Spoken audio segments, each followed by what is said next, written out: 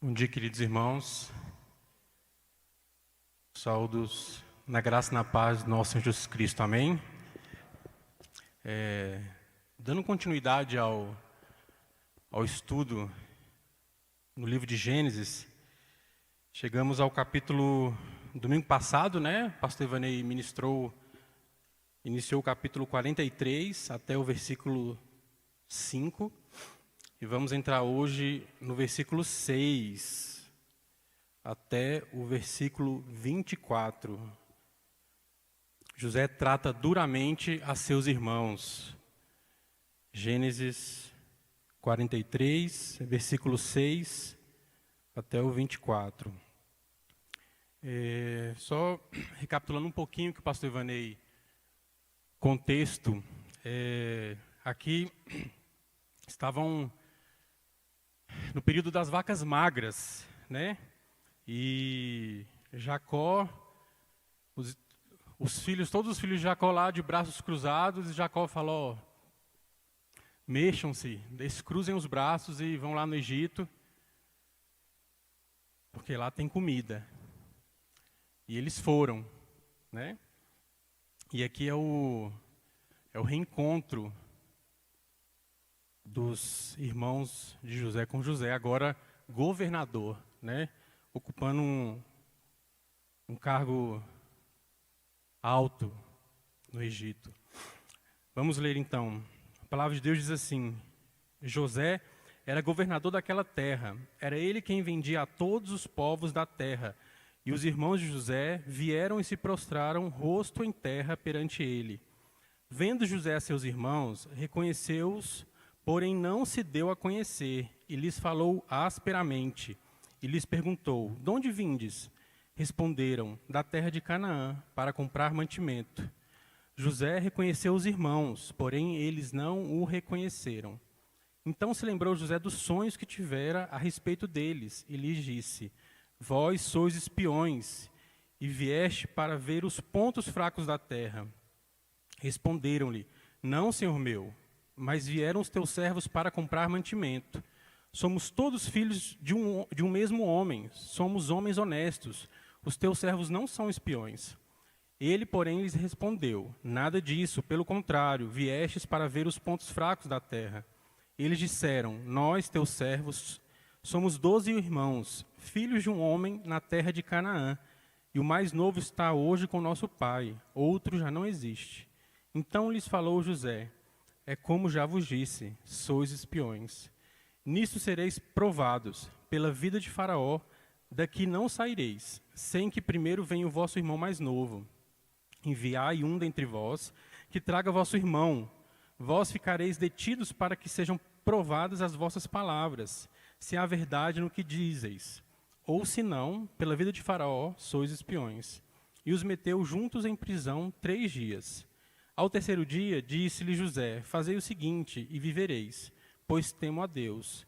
Se sois homens honestos, fique detido um de vós na casa da vossa prisão. Vós outros ide, levai cereal para suprir a fome das vossas casas. E trazei-me vosso irmão mais novo, com que serão verificadas as vossas palavras, e não morrereis. E eles se dispuseram a fazê-lo. Então disseram uns aos outros: na verdade, somos culpados no tocante a nosso irmão, pois lhe vimos angústia da alma, quando nos rogava, e não lhe acudimos, por isso nos vem esta ansiedade. Respondeu-lhes Rúben: não vos disse eu, não pequeis contra o jovem? E não me quisestes ouvir, pois vedes aí que se requer de nós o seu sangue.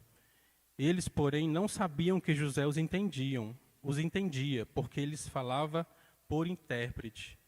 E retirando-se deles, chorou. Depois, lhes falou. Tomou a Simeão dentre eles e o algemou na presença deles.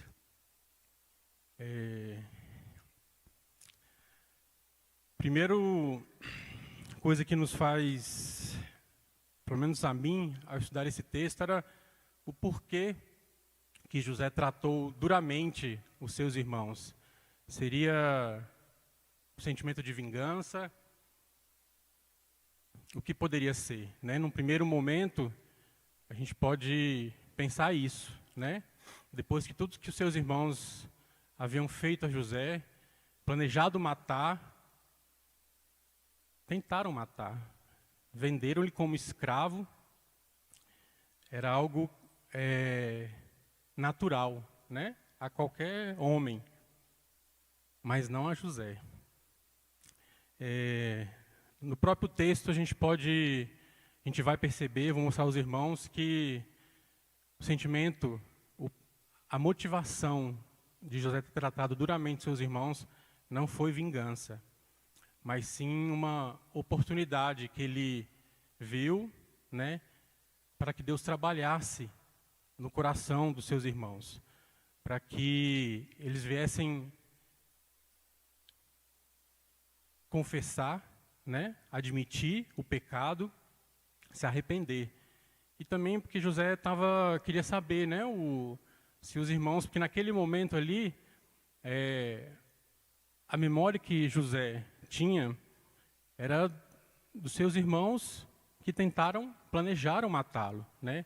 Então, no primeiro momento, José queria testá-los, saber se o que eles estavam dizendo era verdade, porque José não tinha como confiar neles, né? Com tudo que havia acontecido há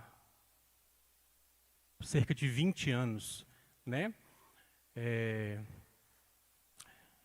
Primeiro, embora os irmãos José não tenham lhe reconhecido, José os reconheceu. Isso pode ser explicado porque quando a última vez que eles haviam visto José tinha 17 anos. E agora José era quase um homem de 40 anos, né? Além disso, José ele se vestia como um oficial, né, do Egito, com todas aquelas roupas que a gente conhece, né? Provavelmente careca, né? E ao ver os seus irmãos ali, no versículo 9, José também se lembrou dos sonhos que tivera quando ele era mais jovem. Vamos relembrar aqui em Gênesis 37, versículos 5 a 10. Eu vou ler só o finalzinho. Sonhei também que o sol, a lua e 11 estrelas se inclinavam perante mim. Contando a seu pai, a seus irmãos, repreendeu o pai e lhe disse: que sonho é esse que tiveste? Acaso viremos eu e tua mãe e teus irmãos a inclinar-nos perante a ti em terra?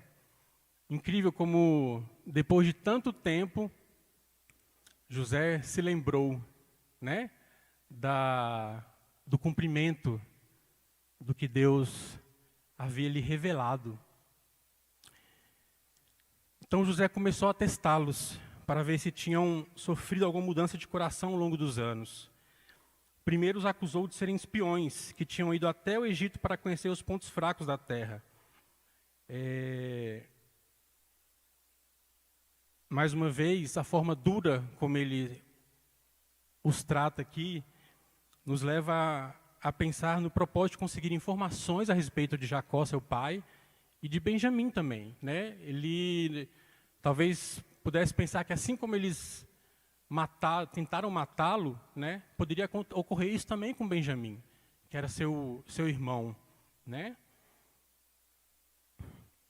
Mas ao longo do texto e mais para frente, sem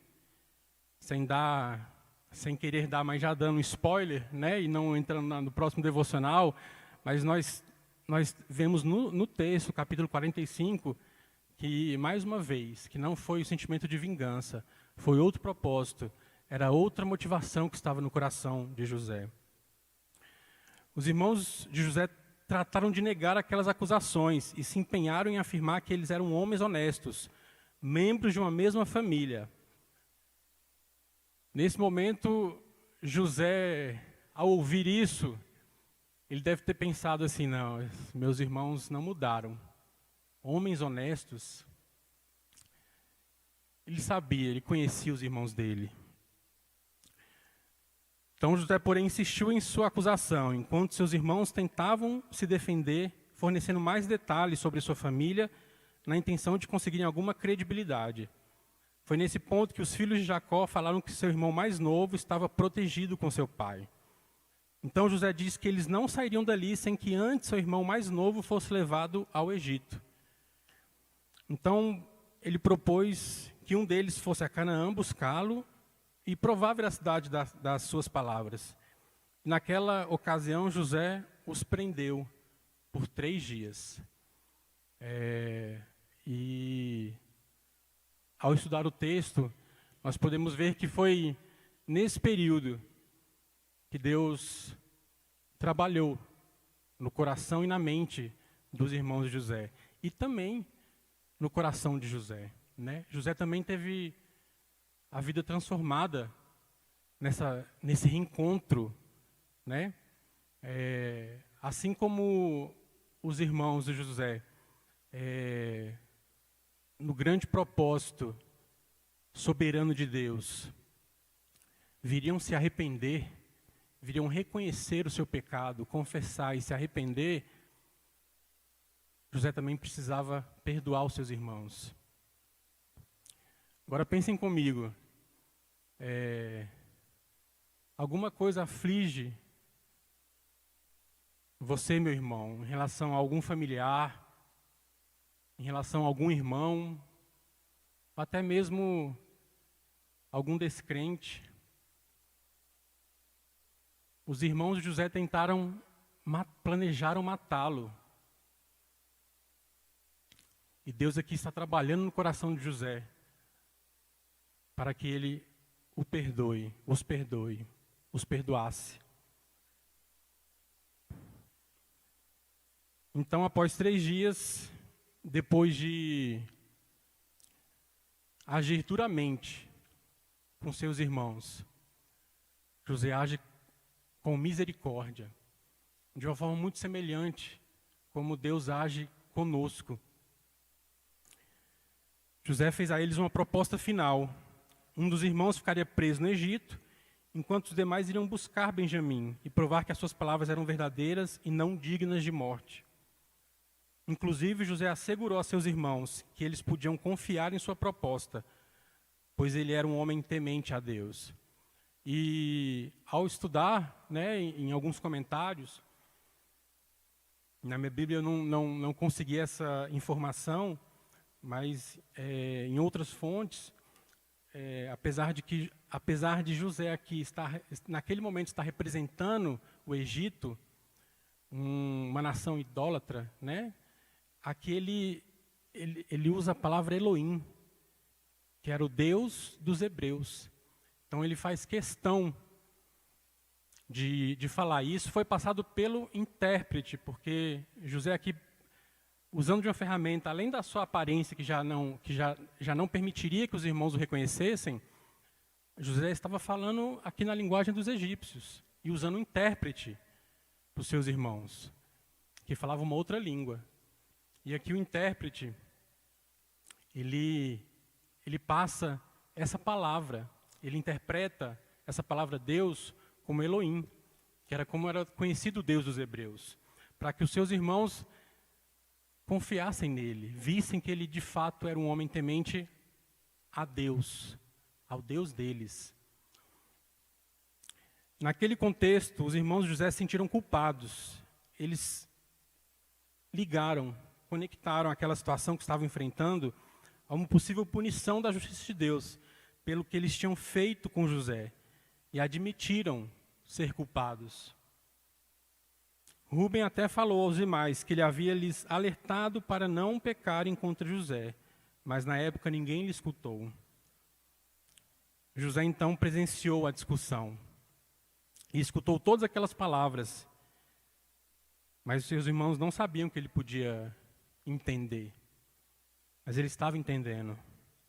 Diante da confissão de culpa de seus irmãos, José se retirou de diante deles e chorou. Depois José retornou diante deles e tomou Simeão como prisioneiro. Esse choro aqui me leva a pensar, choro de quem foi injustiçado, choro de quem foi vendido, choro de quem foi alvo de um plano de morte dos seus próprios irmãos. Mas também choro de quem estava testemunhando Deus agindo na vida dos seus irmãos, na vida de quem tinha tentado matá-lo. José estava percebendo a transformação que Deus estava fazendo no coração dos seus irmãos, produzindo, promovendo arrependimento. Agora eu quero compartilhar com os irmãos duas aplicações. Esse texto ele tem muito mais aplicações, mas duas nesse período que eu estava preparando esse devocional, falaram muito ao meu coração. Deus permite muitas vezes situações difíceis em nossas vidas para nos transformar, para nos mostrar que estamos pecando, para nos trazer de volta aos seus caminhos. Assim como Deus produziu arrependimento no coração dos irmãos de José. Confissão e arrependimento. É um alerta de Deus, hoje, nesta manhã, para a minha vida e para a sua vida, meu querido irmão. Ouça a voz de Deus. Não necessariamente todos os momentos difíceis quer dizer que Deus está nos mostrando o nosso pecado. Mas, muitas vezes, Deus está nos alertando, nos ensinando, com dureza, como José tratou, mas com misericórdia. Assim como José permitiu que eles voltassem para Canaã, levando mantimentos, e saciasse a fome dos seus familiares, das suas famílias. Deus age assim também com as nossas vidas, com dureza, porque é assim que nós aprendemos. Para que reconheçamos o nosso pecado contra o nosso irmão, nosso pecado contra Deus, e que venhamos admitir, confessar e nos arrepender, abandonando esse pecado.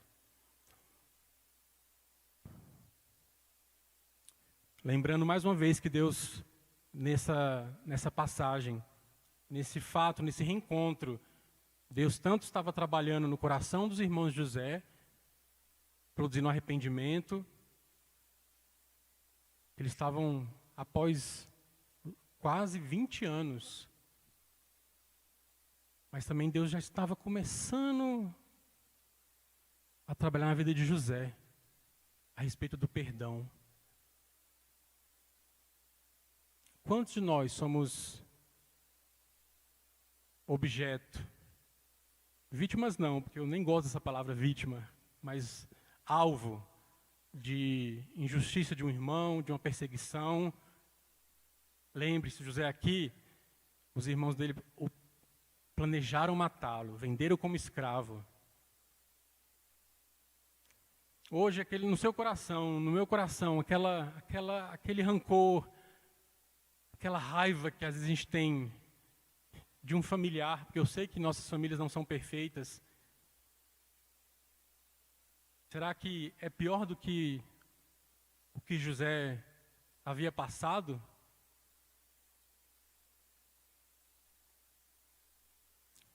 E José aqui chorou, creio que pela injustiça, ao relembrar,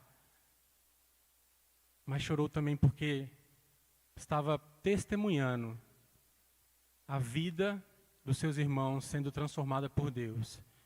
E esse deve ser o nosso desejo.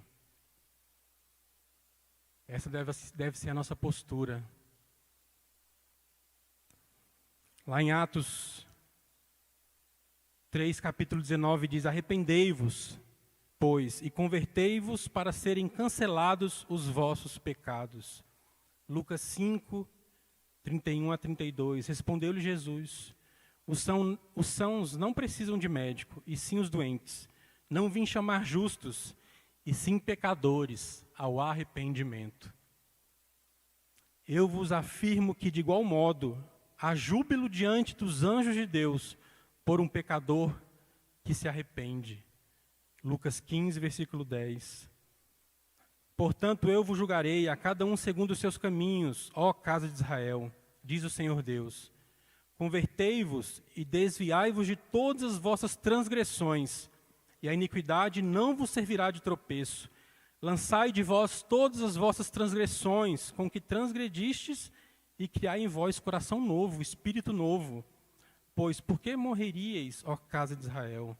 Porque não tenho prazer na morte de ninguém, diz o Senhor Deus. Portanto, convertei-vos e vivei. Ezequiel 18, de 30 a 22. Se confessarmos nossos pecados, Ele é para perdoar os nossos pecados e nos purificar de toda a injustiça. 1 João 1, versículo 9. Salmo 51, de 1 a 4. Compadece-te de mim, ó Deus, segundo a tua benignidade e segundo a multidão das tuas misericórdias.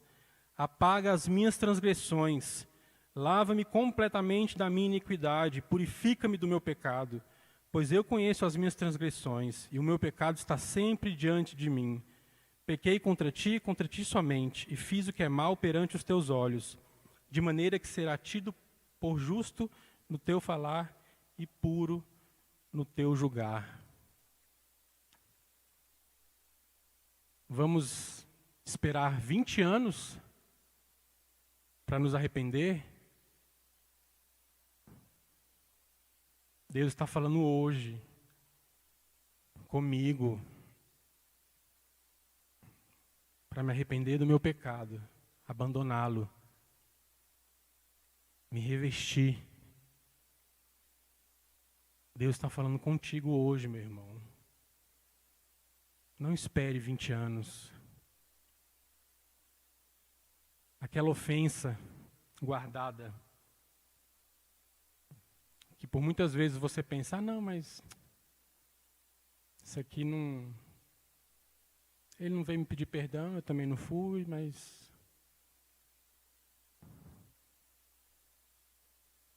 Arrependa-te. Segunda aplicação, Deus é fiel. A palavra de Deus é verdade.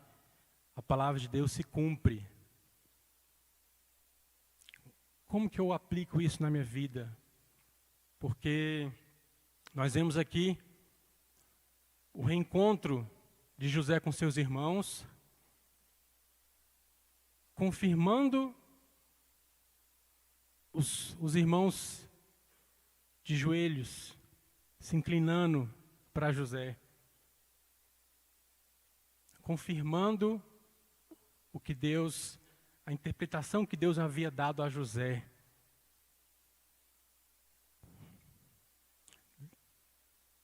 A revelação de Deus hoje é essa aqui, ó.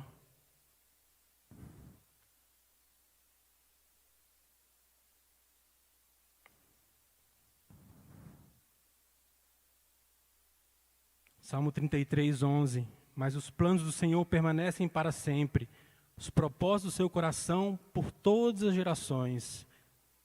Agora estou prestes a ir pelo caminho de toda a terra. Vocês sabem, lá no fundo do coração e da alma, que nenhuma das boas promessas que o Senhor, o seu Deus, fez, deixou de cumprir-se. Todas se cumpriram, nenhuma delas falhou. Josué 23, 14. Em Isaías 51, versículo 6, diz assim: ergam os olhos para os céus, olhem para baixo, para a terra. Os céus desaparecerão como fumaça, a terra se gastará como uma roupa, e seus habitantes morrerão como moscas. Mas a minha salvação durará para sempre, a minha retidão jamais falhará. Apeguemo-nos com firmeza à esperança que professamos, pois aquele que prometeu é fiel. Hebreus 10, versículo 23.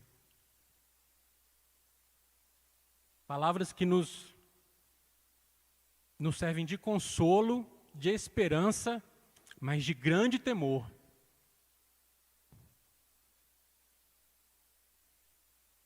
O teu reino é reino eterno, e o teu domínio permanece de geração em geração. O Senhor é fiel em todas as suas promessas, e é bondoso em tudo o que faz. O Senhor ampara todos os que caem, e levanta todos os que estão prostrados. Salmo 145, 13 e 14. Em 2 Coríntios 1, 18 a 22. Antes, como Deus é fiel, a nossa palavra para convosco não é sim e não, porque o Filho de Deus, Cristo Jesus, que foi por nosso intermédio anunciado entre vós, isto é, por mim e Silvano e Timóteo, não foi sim e não, mas sempre nele houve o sim. Porque quantas são as promessas de Deus, tantas tem nele o sim, porquanto também porque ele é o amém para a glória de Deus, por nosso intermédio. Mas aquele que nos confirma convosco em Cristo e nos ungiu é Deus, que também nos selou e nos deu o penhor do Espírito em nosso coração. Deus aqui, nesse reencontro, ele tinha um propósito muito maior do que aquele reencontro pontual na vida de José e dos seus irmãos. É a história do povo dele, do povo escolhido, a história de Israel. É o cumprimento do seu propósito, da sua palavra, da sua soberana vontade. Mas é incrível como Deus é o Deus do macro, mas é o Deus do micro. É o Deus que age na história. E é o Deus que age na vida de José. E na vida dos seus irmãos. É o Deus que age hoje na igreja dele, espalhada sobre a face da terra. Mas é o Deus que age na minha vida. E age na sua vida. O cumprimento do propósito dele na história glorifica ele. Mas o arrependimento produzido pela bondade dele na minha vida e na sua vida reflete a glória dele também. Não porque somos especiais, mas porque ele é amor e porque ele nos amou, porque ele nos ama por meio de Cristo Jesus. A palavra dele é verdade, a palavra dele se cumpriu e se cumpre e se cumprirá. Isso deve servir de esperança para as nossas vidas, mas mais uma vez, de grande temor, porque esse propósito, essa verdade, se revela também, se caracteriza pelo amor dele, pela santidade, um Deus que não tolera pecado, um Deus que não tolera pecado. Sua santidade, sua justiça, se concretiza na vida de Cristo, na vinda de Cristo, no sacrifício de Cristo, no que Ele fez por nós, para a glória do Pai.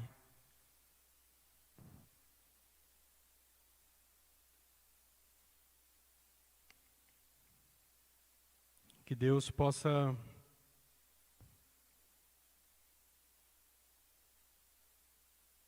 nos ajudar a viver com esse entendimento em relação à verdade da palavra dele, com esse temor e sabendo que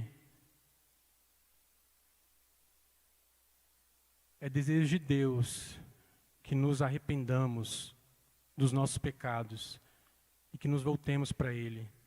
Amém? Pai de amor, obrigado, Senhor, por essa manhã, por este culto, ó Deus, que oferecemos a Ti. Obrigado pela Tua palavra, ó Deus, que é fiel a Ti, ó Deus, pela Tua palavra que é verdade, pelos Teus propósitos, ó Deus. Obrigado porque o Senhor não falha. Obrigado pela Tua santidade, ó Deus. Santidade essa que, por meio da Sua palavra, nos diz que, através de Cristo Jesus, por meio do Teu Santo Espírito, é o Seu desejo para as nossas vidas. Que possamos, ó Deus, sentir o desejo, não só o desejo, mas a fé. Crer que ao pecar, Pai, temos Cristo que intercede por nós, que perdoa os nossos pecados, mas que temos que nos confessar, arrepender, pedir perdão a Ti e aos nossos irmãos a quem ofendemos, perdoar também, ó Deus, porque o Senhor não tolera o pecado. E isso te agrada, isso te glorifica. Ajuda-nos a viver conforme a Tua palavra, a Te obedecer, porque o Teu Filho mesmo nos diz, Pai, que aquele que me ama, aquele que diz que me ama, mas não obedece às minhas palavras, se faz mentiroso. Que possamos de fato Te amar, mas ter uma vida coerente em obediência à Tua palavra, aos Teus mandamentos. Glória Te damos, ó Deus, por Teu Filho Jesus. Em nome é dele que nós oramos. Amém.